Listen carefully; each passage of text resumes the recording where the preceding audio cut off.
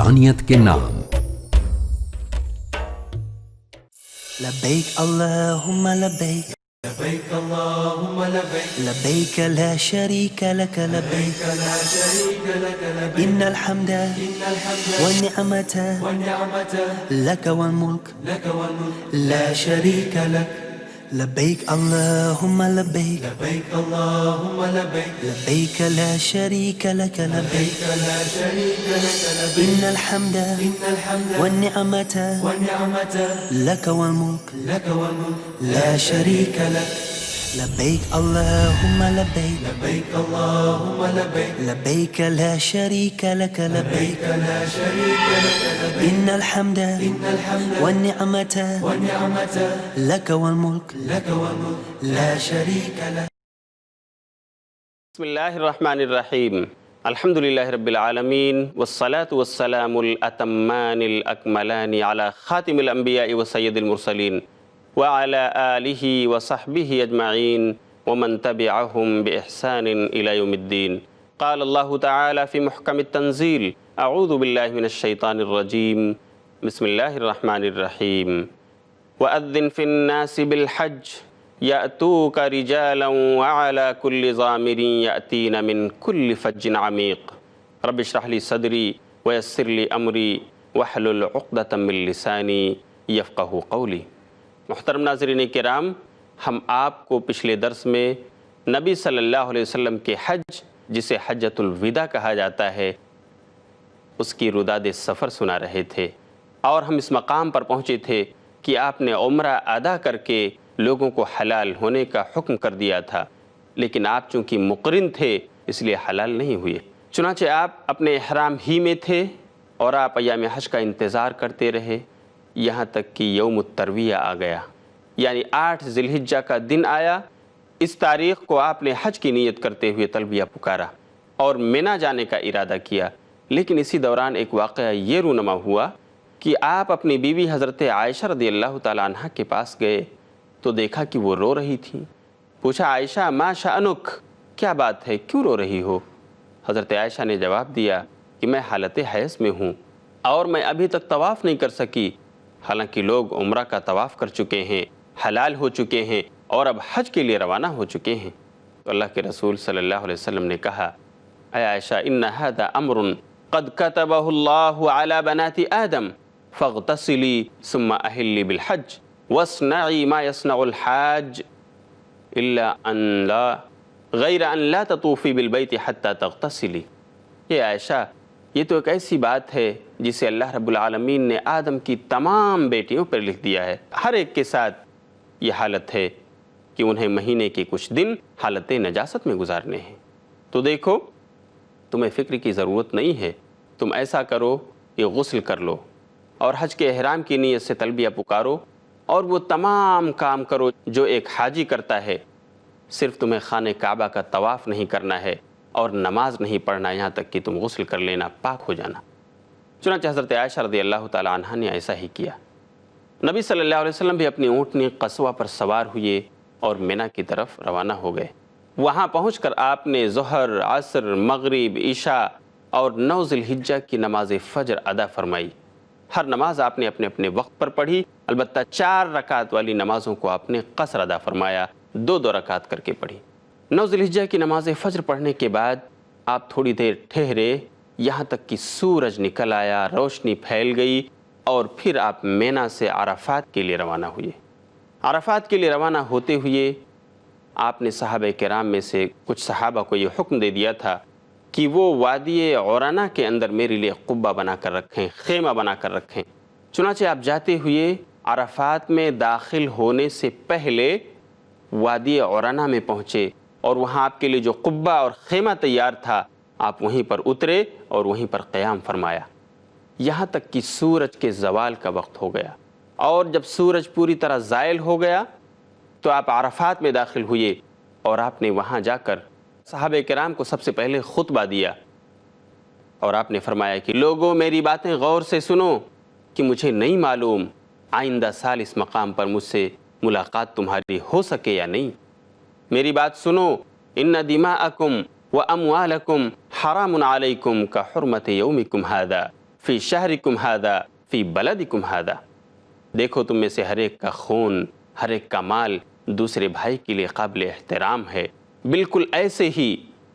جیسے آج کی تاریخ، آج کا دن یعنی 9 ذی الحجہ عرفات کی تاریخ، اور بالکل ایسے ہی قابل احترام ہے جیسے یہ شہر قابل احترام ہے یعنی شہر مکہ، اور بالکل ایسے ہی کحرمت یومکم ھذا فی بلدکم ھذا فی شہرکم ھذا، اور بالکل ایسے ہی قابل احترام ہے جیسے یہ مہینہ یعنی ذی الحجہ کا مہینہ تمہارے لیے قابل احترام ہے۔ اس لیے کوئی کسی کا خون ناحق نہ بہائے، کوئی انسان کسی کا مال، کسی کی جائیداد پر ناحق قبضہ نہ جمائے، ناحق ظلم و زیادتی کے ساتھ اسے نہ ہڑپ لے، یہ اس کے لیے حرام ہے۔ پھر آپ نے آگے فرمایا الا کل شیء من امر الجاہلیت موضوع تحت قدمی، اور سن لو زمان جاہلیت کا رسم و رواج میرے قدموں تلے رونت دیا گیا ہے۔ سنو، زمان جاہلیت کا خون بھی ختم کر دیا گیا ہے، اب زمان جاہلیت کی طرح خون خرابہ نہیں ہوگا۔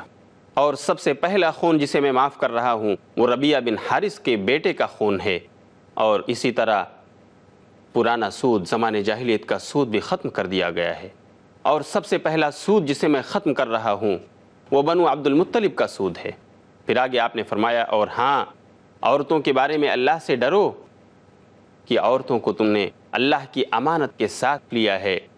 اور ان کی شرمگاہوں کو تم نے اللہ کے کلمے کے ساتھ حلال کیا ہے، تو سنو، تمہارا ان کے اوپر حق یہ بنتا ہے کہ وہ تمہارے بستر پر کسی شخص کو نہ آنے دیں جو تمہیں ناگوار ہے۔ اگر وہ ایسا کریں تو تم انہیں مار بھی سکتے ہو، لیکن دیکھو بہت تیز نہ مارنا، ہلکی مار مارنا۔ اور ان کا حق تمہارے ذمہ یہ ہے کہ تم ان کو جو کھاتے ہو وہ کھلاؤ، جو پہنتے ہو وہ پہناؤ، بھلائی کے ساتھ، معروف کے طریقے پر۔ اسی طرح اللہ کے رسول نے اسی خطبے میں آگے فرمایا سنو، میں تم میں ایک ایسی چیز چھوڑ کر جا رہا ہوں کہ جب تک تم اس چیز کو مضبوطی سے پکڑے رہو گے تم گمراہ نہیں ہوگے، تم سیدھے راستے پر قائم ہوگے، اور وہ ہے اللہ کی کتاب۔ صحابہ کرام نے یہ خطبہ سماعت فرمایا 9 ذی الحجہ کو عرفات کے میدان میں۔ اللہ کے رسول نے اپنے خطبے کے اخیر میں کہا وَأَنْتُمْ تُسْأَلُونَ عَنِّي فَمَاذَا أَنْتُمْ قَائِلُونَ، کہ لوگو، صحابہ کرام، تم سے میری بابت بھی سوال کیا جائے گا، اللہ تم سے پوچھے گا تو تم کیا جواب دو گے؟ صحابہ کرام نے عرض کیا نشہدو انکا قد بلغتا وادیتا ونصحتا، اللہ کے رسول ہم گواہی دیتے ہیں کہ آپ نے دین کی تبلیغ کر دی، آپ نے دین کی تبلیغ کا پورا حق ادا کر دیا، ونصحتا، اور امت کی خیر خواہی کے جو تقاضے تھے سب کو آپ نے پورا کر دیا۔ پھر اللہ کے رسول صلی اللہ علیہ وسلم نے اپنی شہادت کی انگلی کو آسمان کی طرف اٹھایا، اور پھر اس انگلی کو لوگوں کی طرف جھکاتے ہوئے فرمایا اللہم اشہد، اللہم اشہد، اللہم اشہد، کہ اللہ تو گواہ رہا، اے اللہ تو گواہ بن جا، اے اللہ تو گواہ بن جا کہ میں نے تیرے دین کی تبلیغ کر دی، میں نے تیرے دین کو پہنچا دیا۔ چنانچہ اس خطبے سے فارغ ہونے کے بعد اللہ رب العالمین نے اسی 9 ذی الحجہ کو عرفات کے میدان میں قرآن کی ایک آیت سورہ مائدہ آیت نمبر 3 نازل فرمائی، اور بشارت دے دی کہ دین مکمل ہو گیا۔ الیوم اکملت لکم دینکم واتممت علیکم نعمتی ورضیت لکم الاسلام دینا، کہ آج کے دن میں نے تمہارے لیے تمہارا دین مکمل کر دیا، اور میں نے اپنی نعمت اسلام تمہارے اوپر مکمل فرما دی، ورضیت لکم الاسلام دینا، اور اسلام ہی کو میں نے دین کے طور پر تمہارے لیے پسند فرمایا ہے۔ جب یہ آیت کریمہ نازل ہوئی تو بخاری میں حضرت عبداللہ بن عمر رضی اللہ تعالیٰ عنہ سے مروی ہے، وہ کہتے ہیں کہ حضرت عمر بن خطاب رونے لگے رضی اللہ تعالیٰ عنہ۔ لوگوں نے سوال کیا کہ آپ کیوں رو رہے ہیں؟ اللہ نے تو دین کی تکمیل فرما دی اور بشارت دے دی کہ دین اب مکمل ہو چکا ہے، اللہ نے اپنی نعمت مکمل فرما دی ہے۔ تو حضرت عمر بن خطاب رضی اللہ تعالیٰ عنہ نے جواب دیا کہ میں رو اس لیے رہا ہوں کہ آخر کمال کے بعد زوال ہی تو ہے۔ چنانچہ خطبہ ختم ہونے کے بعد حضرت بلال رضی اللہ تعالیٰ عنہ نے اذان دی، اور اذان کے بعد ایک اقامت کے ذریعے اللہ کے رسول نے ظہر کی نماز 2 رکعت پڑھائی، اور پھر جب دوسری اقامت حضرت بلال نے دی تو آپ نے عصر کی نماز قصر کے ساتھ 2 رکعت پڑھائی۔ نماز ادا کرنے کے بعد آپ تشریف لے گئے وقوف کی جگہ پر، اور وہاں آپ نے وقوف کیا۔ بات ابھی باقی ہے لیکن وقت ہو گیا ہے چھوٹے سے وقفے کا، اس لیے ہم ملیں گے پھر تھوڑی دیر کے بعد دیکھتے رہیے فضائل حج۔ والسلام علیکم ورحمۃ اللہ وبرکاتہ۔ لبيك اللهم لبيك محترم ناظرین کرام، اس نشست میں آپ کا پھر سے خیر مقدم ہے۔ السلام علیکم ورحمۃ اللہ وبرکاتہ۔ میں آپ کو بتا رہا تھا کہ نبی صلی اللہ علیہ وسلم کے خطبہ کے بعد حضرت بلال نے اذان دی اور اس کے بعد اقامت کہی، تو نبی صلی اللہ علیہ وسلم نے ظہر کی نماز 2 رکعت پڑھائی۔ پھر حضرت بلال نے اقامت کہی تو نبی صلی اللہ علیہ وسلم نے عصر کی نماز 2 رکعت قصر کے ساتھ پڑھائی، اور اس کے بعد آپ وقوف کی جگہ پر تشریف لے گئے جہاں پر آپ کو ٹھہرنا تھا، کیونکہ عرفات میں وقوف کرنا ایک بڑی عبادت ہے۔ چنانچہ آپ جبل الرحمت کے پاس وہاں گئے اور اپنی اونٹنی قصوہ کو آپ نے بٹھایا، اس کے پیٹ کو چٹانوں کی طرف کیا اور حبل مشاد جو ریتیلا تودا ہے اس طرف رخ کر کے آپ کھڑے ہو گئے، اور آپ مسلسل قبلہ رخ کھڑے ہو کر اللہ سے دعا کرتے رہے یہاں تک کہ سورج غروب ہونے لگا، سورج کی زردی کم پڑنے لگی، اور ایک وقت آیا کہ سورج کی ٹکیا غائب ہو گئی، یعنی سورج پوری طرح سے ڈوب گیا۔ اب آپ نے یہاں سے مغرب کی نماز پڑھے بغیر اپنی اونٹنی قصوہ پر حضرت اسامہ رضی اللہ تعالی عنہ کو پیچھے بٹھایا اور آپ مزدلفہ کے لیے روانہ ہو گئے۔ مزدلفہ کے راستے میں آپ نے اپنی اونٹنی پر سوار ہوتے ہوئے چلتے ہوئے صحابہ کرام کو وصیت کی، ایھا الناس السکینہ السکینہ، کہ لوگو دیکھو مزدلفہ کی طرف جاتے ہوئے تم شور و غوغا مت مچاؤ، خاموشی کے ساتھ تلبیہ پکارتے ہوئے اللہ کا ذکر و اذکار کرتے ہوئے چلو، سکون اور اطمینان کو لازم پکڑو، السکینۃ السکینہ۔ چنانچہ آپ مزدلفہ پہنچے اور وہاں پر آپ نے سب سے پہلے 1 اذان اور 2 اقامت کے ساتھ مغرب اور عشاء کی نمازیں جمع تاخیر کے ساتھ ادا کی۔ پہلی اقامت میں آپ نے مغرب کی نماز 3 رکعت پڑھائی، اور پھر دوسری اقامت کے ذریعے آپ نے عشاء کی نماز 2 رکعت پڑھائی، اور ان دونوں نمازوں کے بیچ آپ نے کوئی نماز نہیں پڑھی، اس کے بعد آپ سو گئے۔ یہی وجہ ہے کہ مزدلفہ میں سو کر کے رات گزارنا یہ عبادت ہے، اللہ کے رسول کی سنت ہے، اس لیے نمازوں کے بعد مغرب اور عشاء پڑھنے کے بعد سو جانا چاہیے۔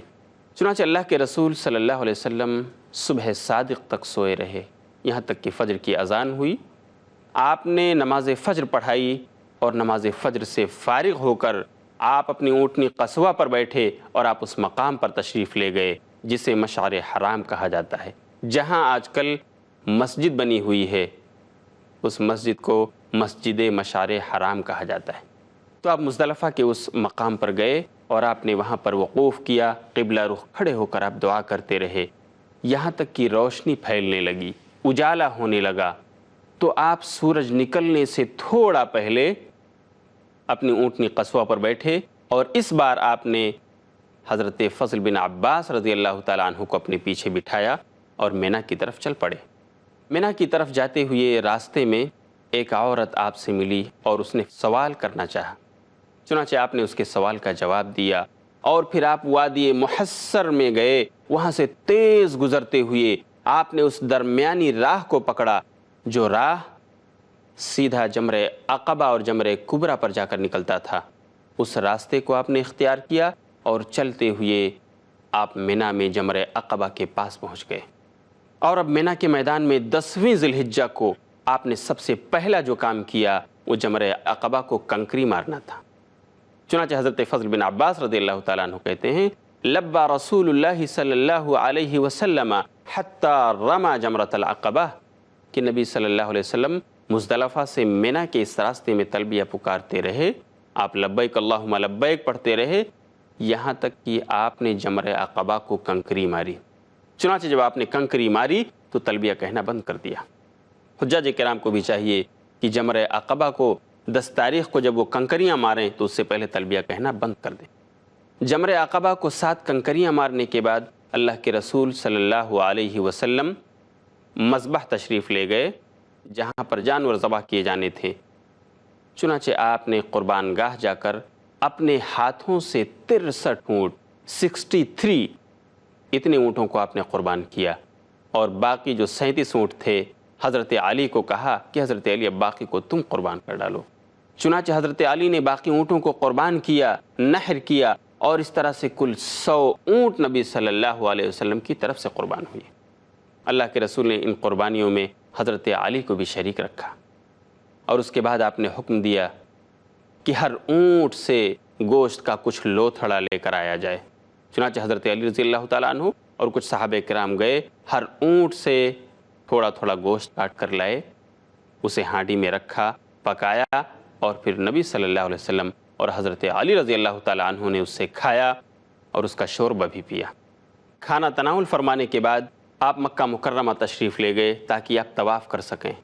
اس طواف کو طواف افاضہ کہا جاتا ہے، جو 10ویں تاریخ کو کیا جاتا ہے۔ چنانچہ آپ نے طواف افاضہ کیا